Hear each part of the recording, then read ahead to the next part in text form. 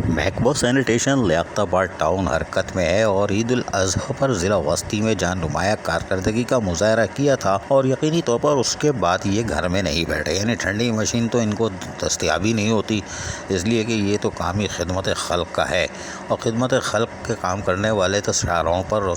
गली महलों में होते हैं और जो सरखुरू होते हैं तमगा इम्तियाज़ ख़ुद सीने पे लगाते हैं वो तो ठंडी मशीन में होते हैं कि जी हमने पूरा अपना टाउन साफ़ कर दिया, अपने शहर साफ़ कर दिया, हमने सूबा साफ़ कर दिया। लेकिन बहरहाल मुस्तहिक़ लोग जो यकीनी तौर पर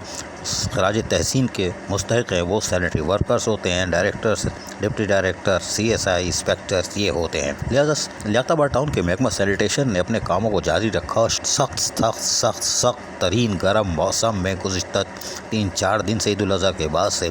वो गली महलों और शाहराहों पर सफाई सुथराई के कामों को अंजाम दे रहे हैं ताकि लोगों को एक साफ़ सुथरा माहौल फराहम करने का जो उनकी ज़िम्मेदारी है, जिसकी वो तनख्वाह लेते हैं, उसको हलाल कर सकें और यकीनी तौर पर वो उनको हलाल भी कर रहे हैं और इनको पूछने वाला कोई नहीं है कि तुमने ईद उल अज़हा पर ज़बरदस्त काम किया, शाबाश है, लेकिन बोलते हैं लानत हो, इसलिए कि ये वो लोग हैं, वो तबका है जिनकी कभी इज़्ज़त नहीं की गई।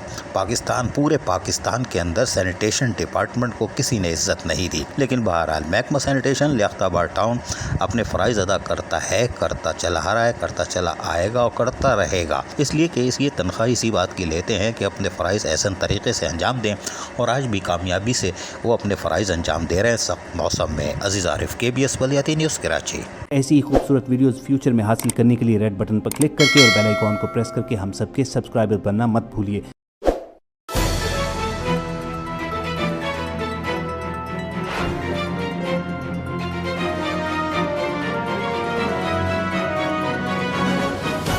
KBS